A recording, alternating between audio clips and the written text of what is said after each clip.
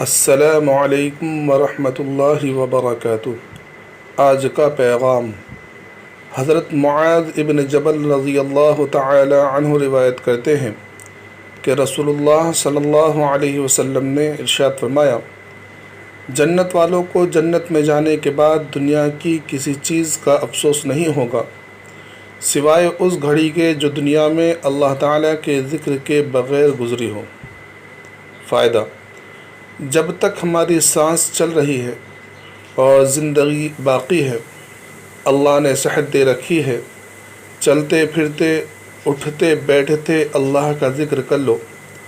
اللہ کے ذکر کے لیے نہ تو وضو کی شرط ہے اور نہ ہی مصلی پر قبلہ رو بیٹھنے کی ضرورت ہے۔ ہر وقت صرف زبان سے تیسرا کلمہ سبحان اللہ والحمدللہ اللہ اکبر، اسی طرح اور کوئی بھی ورد درود شریف وغیرہ پڑھتے رہو، کیونکہ وقت تو بہرحال گزر جاتا ہے۔ یہی وقت ہمارا ذکر میں گزرے۔ ہم موبائل پر گھنٹوں لگا دیتے ہیں، بلکہ بعض لوگ تو رات بھر گزار دیتے ہیں۔ یہ وقت کا گزر جانا جنت میں جانے کے بعد بے حد افسوس کا باعث ہوگا، اور وہاں کا افسوس کچھ بھی کام نہیں دے گا، کیونکہ وقت نکل چکا ہوگا۔